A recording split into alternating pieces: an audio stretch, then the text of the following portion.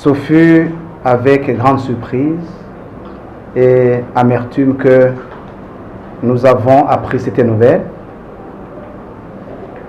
qu'il y avait 2 colis parmi une masse d'autres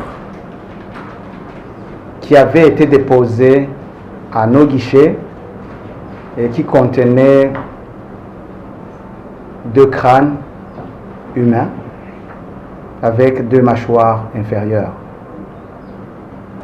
Et les services spécialisés de l'aéroport de Bujumbura venaient de les saisir. Nous avons été alertés et avons immédiatement dépêché une équipe pilotée par les responsables de la Régie nationale des postes pour constater les faits sur place.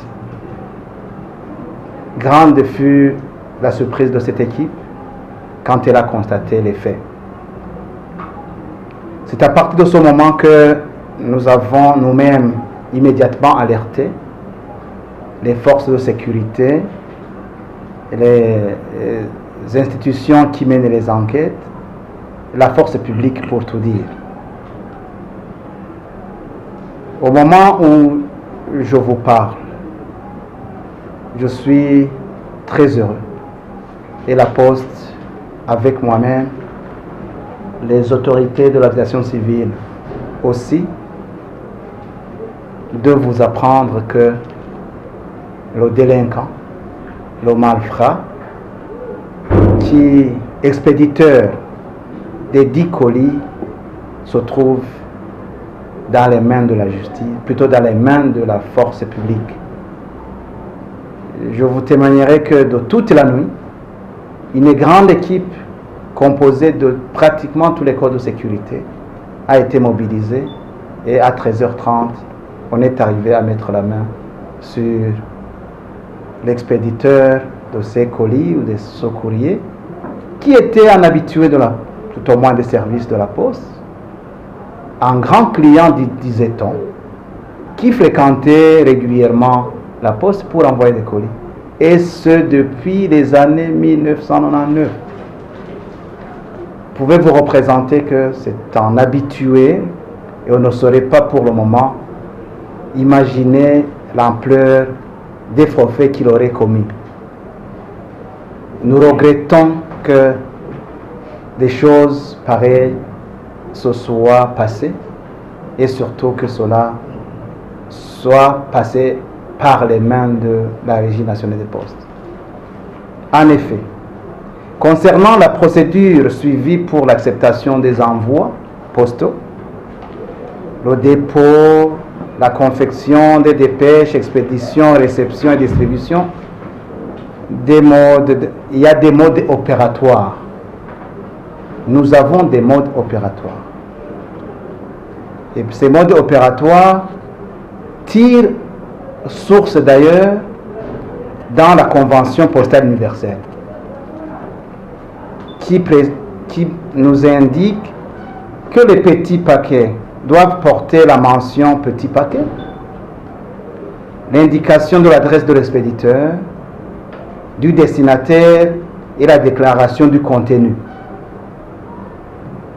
Soulignons que la déclaration frauduleuse de l'expéditeur n'engage pas la Poste, parce qu'il a fait une déclaration frauduleuse, une fausse déclaration, qui n'engage pas du tout notre institution.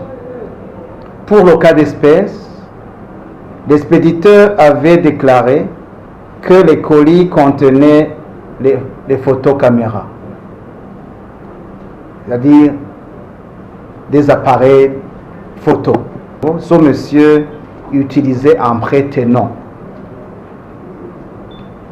Karim Abdulghani, mais ce dernier, son vrai nom, c'est Giuseppe Favaro. C'est un Italien de nationalité. Sans nul doute qu'il a usé de tous les subterfuges possibles et imaginables pour troubler la vigilance de l'agent qui a accepté l'envoi sans l'ouvrir. D'une part, parce que la mention de son colis était l'expédition des appareils photographiques. Le expéditeur Kassim, de son vrai nom Joseph Favaro, probablement que l'audition et les enquêtes qui sont en train d'être menées sur lui pourraient nous révéler des complicités internes ou externes sur les réseaux qui existeraient. Je ne saurais pas anticiper sur le résultat des enquêtes, mais s'il y avait des complicités internes, nous ne pourrons que, pour ce qui nous concerne, de les réprimer. Je vous réaffirme effectivement la décision ou même la perspective de la Poste, de la Régie nationale des postes, à investir pour augmenter la sécurité des envois postaux, les colis, les petits paquets et autres, notamment par l'acquisition des systèmes modernes de contrôle pour le scanning des colis et des paquets, des équipements qu'on appelle détecteurs de métaux pour éviter qu'il puisse y avoir des envois des armes ou d'autres effets indécents ou dangereux. Nous envisageons en même temps renforcer la formation et le renforcement des capacités, rappeler les règles et les conventions pour augmenter la sécurité des envois des colis et des paquets.